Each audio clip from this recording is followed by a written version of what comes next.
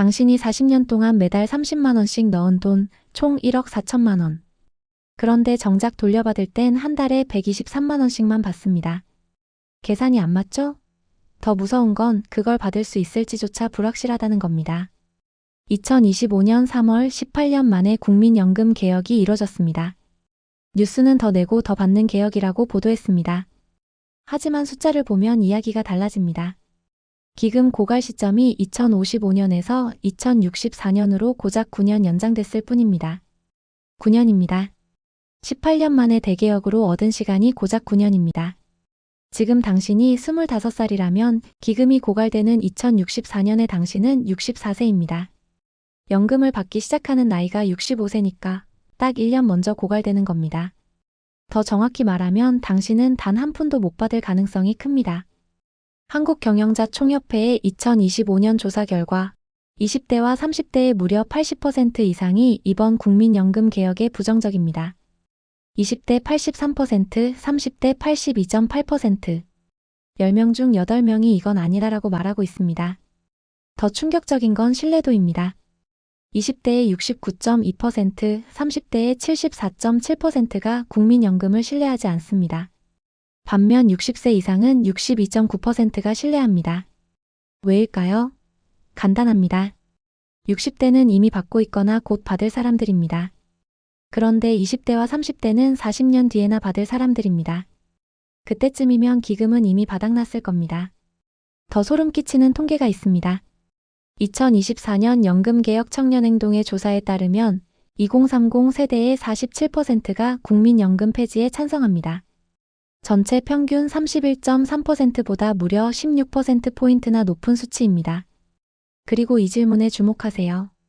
현재 국민연금 구조가 폰지 사기 같습니까? 라는 질문에 20대의 63.2%, 30대의 59.2%가 그렇다고 답했습니다. 평균 61%입니다. 폰지 사기. 먼저 투자한 사람에게 나중에 투자한 사람의 돈으로 수익을 지급하는 방식. 새로운 투자자가 계속 들어와야만 유지되는 시스템. 그런데 출산율이 0.72명입니다. 새로운 투자자는 계속 줄어들고 있습니다. 심리학에서는 이런 현상을 FOMO, 포모, Fear of Missing Out이라고 부릅니다. 한국어로는 소외공포증입니다. 남들은 다 받는데 나만 못 받으면 어떡하지? 남들은 다 이득 보는데 나만 손해보면 어떡하지? 그런데 국민연금은 이 포모를 역으로 이용합니다. 다른 사람들은 다 내는데 너만 안 낼 거야? 다른 사람들은 다 믿는데 너만 의심할 거야? 하지만 2030 세대는 정반대의 포모를 경험하고 있습니다.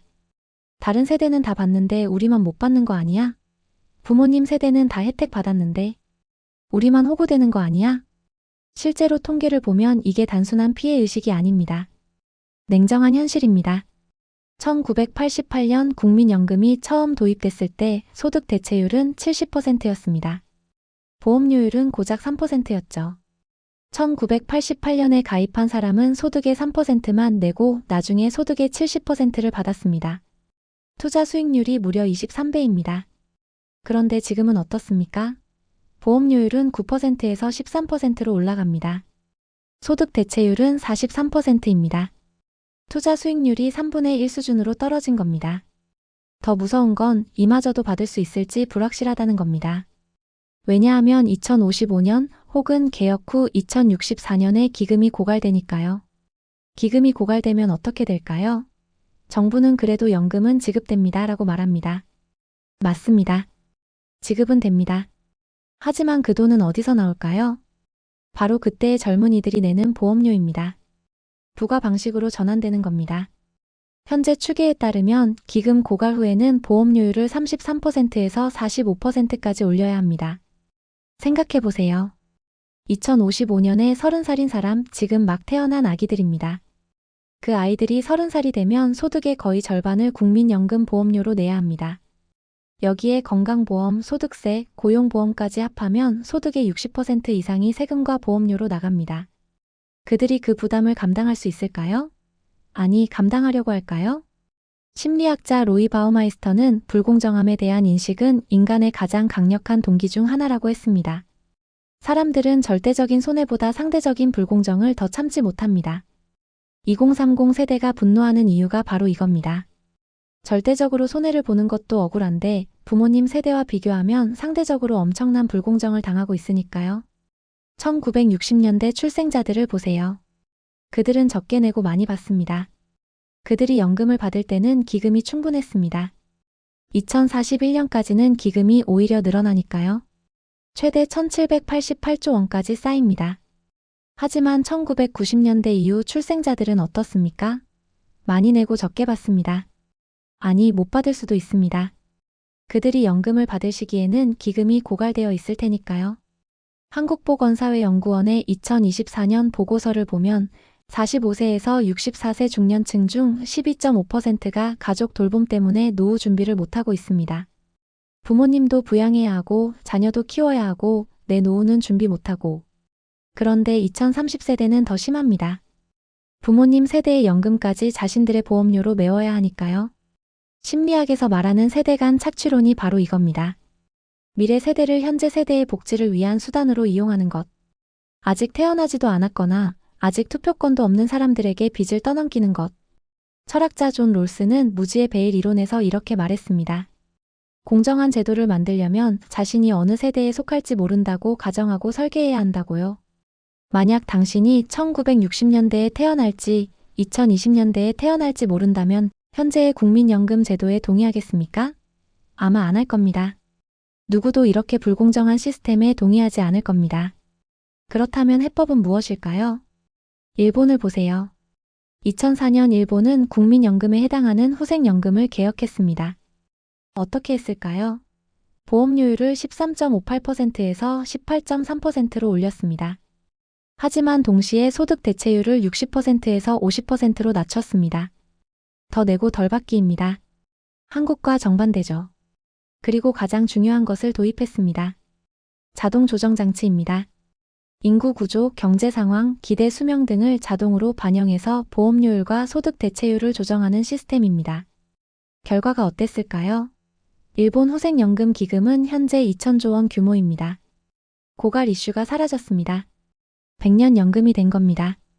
한국은 어떻습니까? 더 내고 더 받기로 고작 9년을 연장했습니다. 자동 조정 장치 도입은 미뤄졌습니다. 왜일까요? 표 때문입니다. 한국의 60대 이상 인구는 전체의 20%가 넘습니다. 2050년이 되면 40%가 됩니다. 정치인들은 표를 의식합니다. 노인표는 많고 젊은이 표는 적으니까요. 그래서 노인들에게 유리한 정책을 만듭니다. 소득 대체율은 올리고 보험료 인상은 미루고 그 부담은 미래 세대에게 떠넘깁니다. 심리학자 데니얼 카너먼은 현재 편향이라는 개념을 제시했습니다. 사람들은 미래의 큰 손해보다 현재의 작은 이익을 선호한다는 겁니다. 정치인들도 마찬가지입니다. 30년 후의 연금 파탄보다 다음 선거가 더 중요합니다. 미래 세대의 고통보다 현재 유권자의 표가 더 중요합니다. 그래서 젊은 세대는 점점 더 깊은 포모에 빠집니다. 나만 손해보는 거 아니야? 나만 호구되는 거 아니야? 부모님은 받았는데 나는 못 받는 거 아니야? 이 포모는 단순한 불안이 아닙니다. 통계로 입증된 현실입니다. KDI 한국개발연구원의 2024년 보고서에 따르면 만약 지금 당장 국민연금을 개혁한다면 연금의 미적립 충당금은 609조 원입니다. GDP의 26.9%입니다. 이게 무슨 뜻이냐면 이미 약속한 연금을 다 지급하려면 609조 원이 부족하다는 겁니다. 누가 이 돈을 메워야 할까요? 결국 미래 세대입니다. 세금으로 메워야 하니까요. 게다가 개혁을 미룰수록 이 부담은 늘어납니다. 1년 지날 때마다 32조 원씩 늘어납니다. 하루에 885억 원씩 늘어나는 겁니다. 그러니까 지금 이 순간에도 당신이 이 영상을 보는 동안에도 미래 세대의 부담은 초당 100만 원씩 늘어나고 있습니다. 그렇다면 2030 세대는 어떻게 해야 할까요? 그냥 당하고만 있어야 할까요? 아닙니다. 몇 가지 할 수 있는 일이 있습니다. 첫째, 목소리를 내세요. 침묵은 동의가 아닙니다. 침묵은 포기입니다. 당신이 불공정하다고 느낀다면 말해야 합니다. SNS에, 커뮤니티에, 정치인에게. 2024년 연금개혁 청년행동이라는 단체가 만들어졌습니다. 보수 성향 청년 단체들이 모여서 연금개혁에 대한 2030 세대의 목소리를 내기 위해서요. 이런 움직임이 더 많아져야 합니다. 둘째, 투표하세요. 한국의 20대 투표율은 50% 내외입니다. 60대 이상은 80%가 넘습니다. 정치인들이 노인들 눈치를 보는 이유가 이겁니다. 젊은이들은 어차피 안 뽑으니까요. 만약 20대와 30대의 투표율이 80%가 된다면 정치인들의 계산이 바뀝니다. 미래 세대를 무시할 수 없게 됩니다. 셋째, 스스로를 지키세요. 연금을 믿지 마세요. 아니, 국민연금만 믿지 마세요. 개인연금, 퇴직연금, 주택연금, 투자. 다양한 노후 준비를 해야 합니다. OECD 통계를 보면 한국의 노인 빈곤율은 38.1%로 OECD 최고 수준입니다. 왜일까요? 국민연금만 믿고 다른 준비를 안 했기 때문입니다. 당신은 다르게 해야 합니다. 20대부터 개인연금을 시작하세요. 월 10만 원이라도 좋습니다. 40년 모으면 복리효과로 수억 원이 됩니다. 넷째, 자녀 계획을 신중하게 하세요. 이건 개인의 선택이지만 경제적으로 생각해 봐야 합니다. 한국에서 자녀 한 명을 대학까지 키우는데 드는 비용이 평균 3억 원입니다. 그런데 그 자녀가 성인이 됐을 때 소득의 45%를 국민연금 보험료로 내야 한다면 그 자녀는 자신의 노후도 준비 못합니다. 당신을 부양할 여력도 없습니다. 이게 저출산의 악순환입니다. 미래가 불안하니까 아이를 안 낳고 아이를 안 낳으니까 미래가 더 불안해지고. 다섯째, 연대하세요. 이건 세대 전쟁이 아닙니다. 부모님 세대와 싸우는 게 아닙니다. 잘못된 시스템과 싸우는 겁니다. 40대와 50대도 피해자입니다. 그들도 부모 부양하고 자녀 양육하고 자기 노후 준비 못하고 있습니다. 낀 세대입니다. 진짜 적은 세대가 아니라 시스템입니다. 미래 세대를 착취하는 구조입니다. 이걸 바꾸려면 모든 세대가 협력해야 합니다. 마지막으로 희망을 잃지 마세요. 변화는 가능합니다. 일본이 했습니다. 스웨덴이 했습니다. 한국도 할 수 있습니다. 단, 당신이 포기하지 않는다면요.